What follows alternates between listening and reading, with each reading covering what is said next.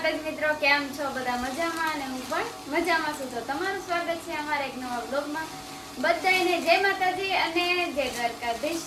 તો આજે આપણે બ્લોગ બનાવવાનો છે નવરાત્રીનો, કારણ કે 2 દિવસથી તો આવે જ છે નવરાત્રી જોવા જઈએ ને તે, અને આજ તો મારે ચણિયાચોળી પહેરવાના છે. તો હું ફટાફટ ચણિયાચોળી પહેરી વાળું મસ્ત મજાની તૈયાર થઈ જાઉં. ત્યાં સુધી તમે અશ્વિનારે વાત કરો. એટલે ચણિયાચોળી તું પહેરવાની છે? તો શું વાત કરે છો? નહીં પહેરવાની મારે.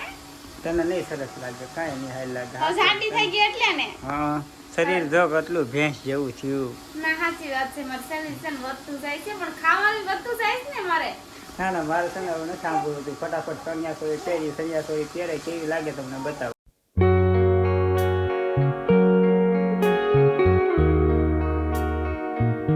તો ચણિયાચોળી પહેરી થઈ ગઈ છું તૈયાર, અને કેવી લાગે છે કેવી ને મને કહેજો.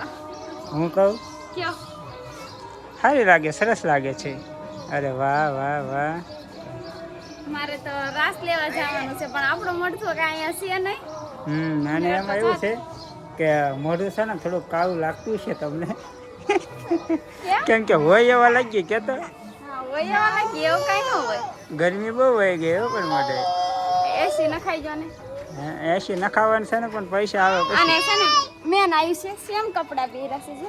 વાવ, આવીશ તમારો આમ જ જોવા છે હું પહેરું છે. પણ મેં કપડાં સેમ નથી પહેર્યા, મેં અલગ પહેર્યા છે કે મેચિંગ નથી થતા. પહેર્યા હોત તો મેચિંગ થઈ જત. આમ આગેથી શૂટ લેતો ખરો.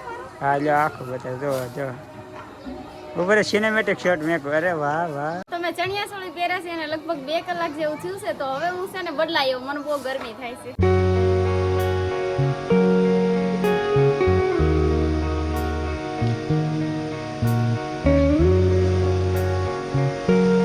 7:30 જેવો ટાઈમ થઈ ગયો હતો. જો 7:30 કેમ કે અમારા ગોલા બેનનો દાંત પડી ગયો. ગોલા બતાવી તો આ ઉપલો દાંત અત્યારે પડી ગયો છે.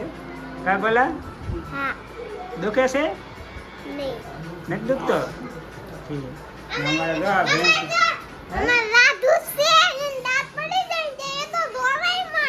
હા, એટલે તું નથી રહી, તાર દાંત પડશે એટલે રોશે જ કે નહીં. વાહ ભાઈ વાહ. અમારે જો આ ભેંસ તો ખાવા બેસી ગઈ. જો ખુશી કીધું નહીં મને કે હાલો જમવા એમ. આ કારનું આવ્યું તમારે બેહવું જોવે ને. આપણે જમવામાં શું છે?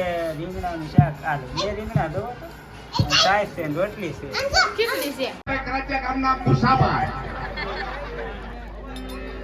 અવાજ કોયલ જેવો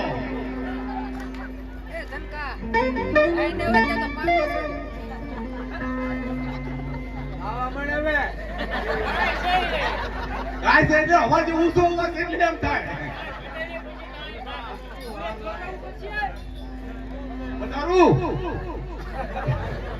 હે આ કાલુ તને કે બોલે ભાઈ યાર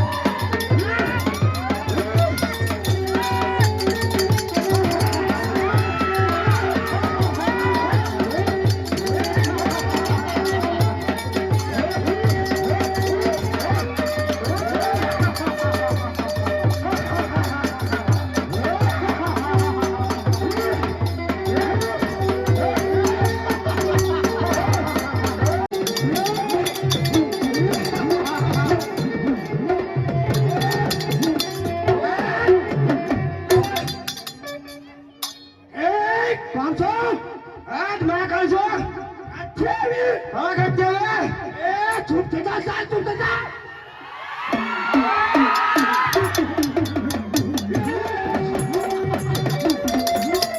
કરમ છો દેવી ગણેશ દેવી જા ચાલ ચૂપ થઈ જા